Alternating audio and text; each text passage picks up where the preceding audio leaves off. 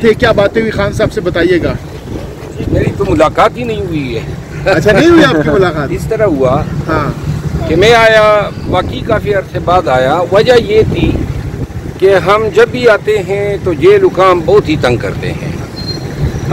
10 دفعہ آتے ہیں تو 3 دفعہ ملاقات ہو جاتی ہے، 7 دفعہ نہیں ہوتی ہیں، بہانے کرتے ہیں۔ اور جن لوگوں کی ملاقاتیں ہوتی ہیں وہ یا وزیر جیل خانہ جات سے سفارش لاتے ہیں، یا آئی جی پریزن سے، یا پھر سپرنٹینڈنٹ جیل جو ہے اس کے ناز نخرے اٹھاتے ہیں۔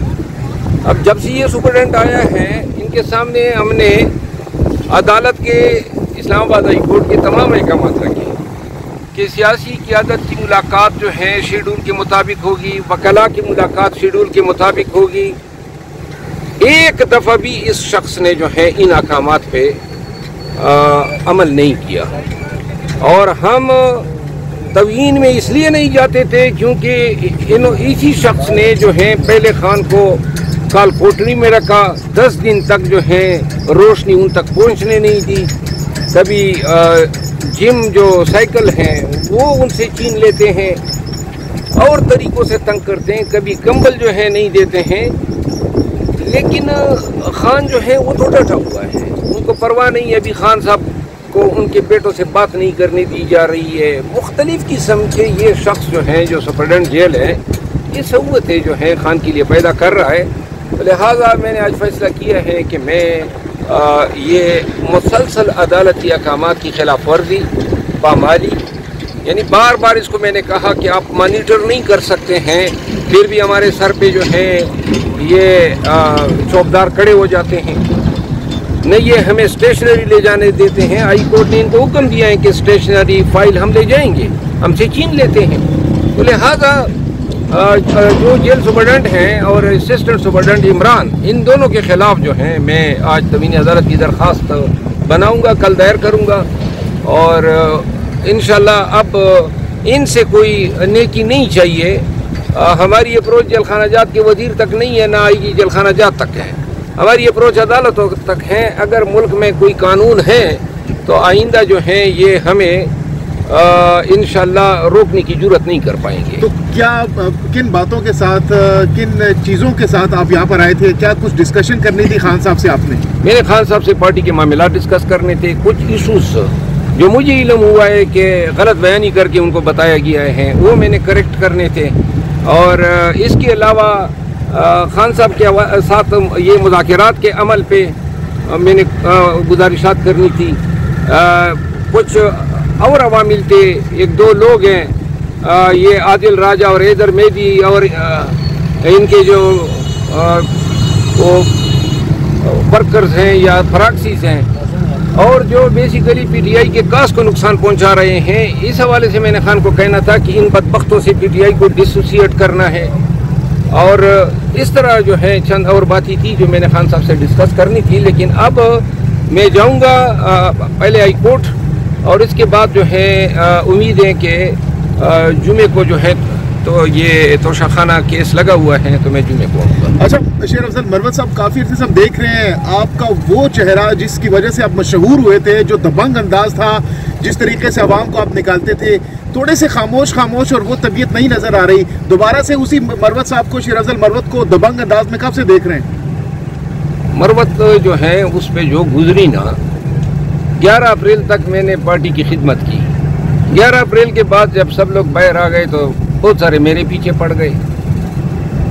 کچھ لوگ یہ جو حیدر مہدی اور یہ بدبخت عادل راجہ کی ایما پہ سوشل میڈیا میں انہوں نے جو مجھے صرف اور صرف اس وجہ سے تختہ مشق بنایا۔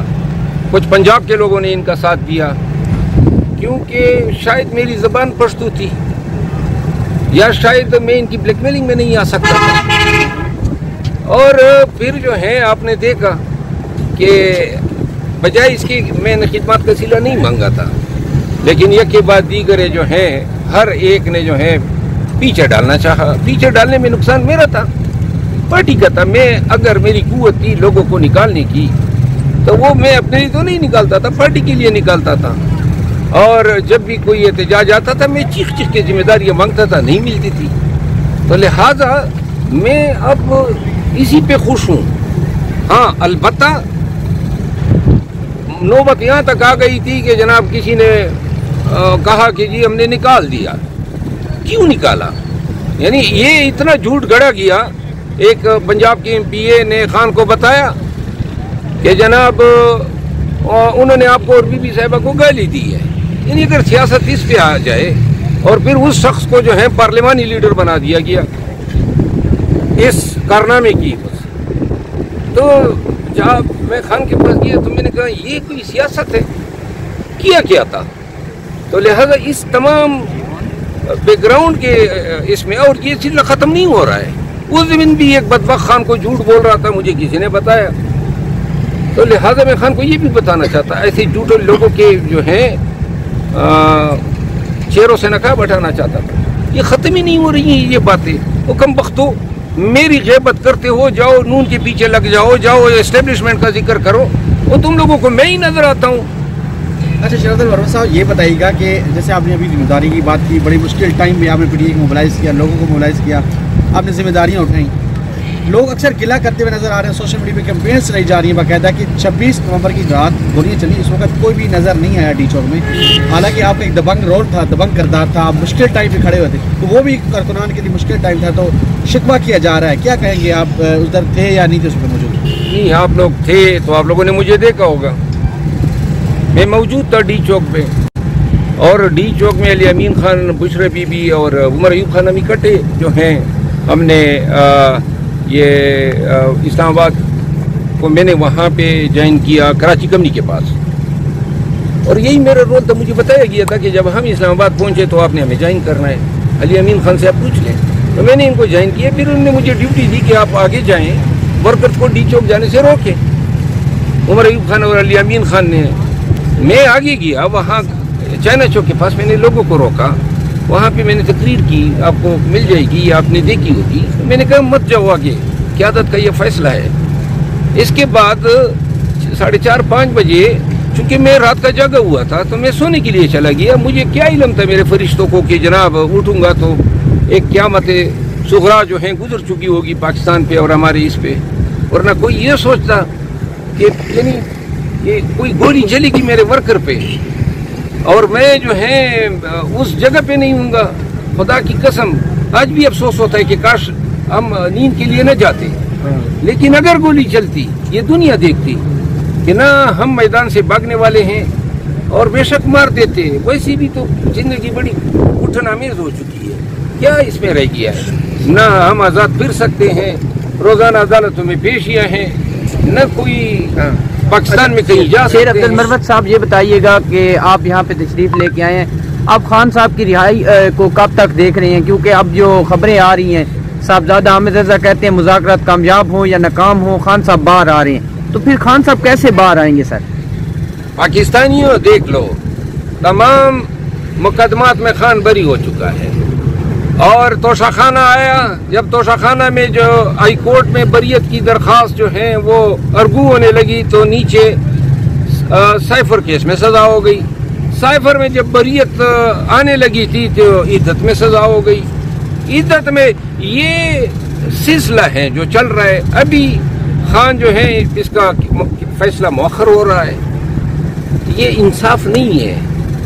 اگر آپ نے ایک ملزم کو پکڑنا ہے تو اگر اس کے خلاف 3,000 کیسز ہے سب میں آپ نے یکمشت پکڑنا ہے. یہ نہیں ہو سکتا ہے کہ وہ 3,000 میں اپنی باری کا انتظار کرے گا، پہلے آپ ایک میں پکڑیں گے پھر دوسرے میں پکڑیں گے. یہ یہاں پہ نا انصافی ہو رہی ہے. سپریم کورٹ موجود ہے، کانسٹیٹیوشنل بینچ موجود ہے، ہائی کورٹ موجود ہے، کسی کو نظر نہیں آ رہا ہے کون سا جرم تھا جو آپ نے خان پہ اور ان کی اہلیہ پہ نہیں کرا. اور سب کیسز جو ہیں وہ ردی کے ٹوکری میں جو ہے چلے گئے اور آج بھی وہ پابند سلاسل ہے. کیا قصور ہے اس شخص کا؟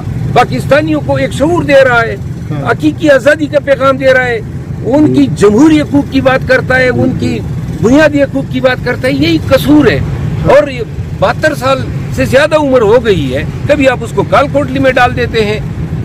یہ مظالم ہیں، یہ جرائم ہے، انسانیت کے خلاف ہے، انسانوں کے خلاف ہے، پاکستان کے خلاف ہے. جب اس کی پارٹی جلوس کرنے آ جاتی ہیں تو اپنے ہاتھ لوگوں پہ گولیاں چلا دیتے ہیں. شیر افضل مروت صاحب، اگر یہ مذاکرات جو حکومت اور پی ٹی آئی کے مابین ہو رہے ہیں اگر یہ ناکام ہو جاتے ہیں، ڈیڈ لاک اس وقت بھی اس پہ موجود ہے، تو کیا اس کے بعد مستقبل دیکھ رہے ہیں؟ کیا کوئی ایک اور لانگ مارچ کا انتظار ہو رہا ہے؟ لانگ مارچ کی تیاری ہو رہی ہے؟ اور اگر ہوگا ہم تو پھر ان کو مشورہ دیں گے کہ ہمیں فائرنگ اسکواڈ کے آگے کھڑا کر دے، مار دے ہمیں. یعنی اگر آپ ہم سے ہمارا حق احتجاج چھینتے ہیں، آپ کہتے ہیں ڈی چوکاؤں کی ماریں گے، گولیاں چلائیں گے، ہم تو باز نہیں آئیں گے. اگر خان جب تک نہیں چھوٹتا ہے، ہمارے سیاسی کارکن اور لیڈر نہیں چھوٹتے ہیں. دوبارہ اگر لانگ مارچ کا اعلان کیا جاتا ہے مروت صاحب، میں یہی کہوں گا کہ اگر دوبارہ لانگ مارچ کا اعلان کیا جاتا ہے، گواہ رہو، مجھے ذمہ داری دے دی جائے اور دیکھ لیں کہ اگر گولیوں کی بارش ہوتی ہے تو پھر دیکھ لیں کہ مروت 1 انچ بھی پیچھے ہٹتا ہے یا نہیں ہٹتا ہے. سر ڈیل کی باتیں ہو رہی ہیں، سر کہتے ہیں بیک ڈور مذاکرات ہو رہے ہیں، سر اس میں کوئی صداقت ہے آپ کے؟ بیک ڈور مذاکرات کوئی نہیں ہو رہے ہیں، پہلے ہو رہے تھے 22 اکتوبر سے 25 اکتوبر کی رات تک، لیکن ابھی نہیں ہو رہے. یہی مذاکرات ہو رہے ہیں، اس سے ہم نے توقع لگائی ہوئی ہے اور امید کرتے ہیں کہ تمام سیاسی قوتیں، اسٹیبلشمنٹ سب پاکستان کا سوچیں گے اور پاکستان کے لیے، پاکستانی کے لیے ایک بہتر پاکستان کا سوچیں گے. یہ پاکستان جو غیر یقینی صورتحال سے دوچار ہے، بدامنی ہے، سیاسی عدم استحکام ہے، معیشت کی گرگو ہے، اس کو نکالنا ہوگا. مروت صاحب، ابھی آپ نے کہا کہ اگر آپ کو ذمہ داری دی جاتی ہے تو آپ 1 انچ بھی پیچھے نہیں ہٹیں گے، تو خان صاحب اگر آپ کو ذمہ داری دیتے ہیں آپ کا لائے عمل کیا ہوگا؟ کتنے لوگ ذمہ داری اگر مانگوں گا تو بلا شرکت غیر ہے.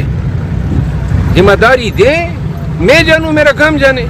پہلی ذمہ داری دی تھی نا 11 اپریل تک، 9 مئی کے بعد سے لے کر میں نے ذمہ داری نبھائی. کوئی ایک پروگرام، کوئی ایک کنونشن، کوئی ایک جلسہ جہاں ہم پولیس کے ڈر سے یا اداروں کے ڈر سے نہ گئے ہو یا نہ پہنچو، ہر جگہ پہ ہم پہ گولیاں چلی، انسوبیس ہوئے، شیل گرے، ورکر ہمارے شہید ہوئے، لیکن ہم نے 1 انچ بھی جو ہے پیچھے ہٹ کے یہ نہیں دکھایا.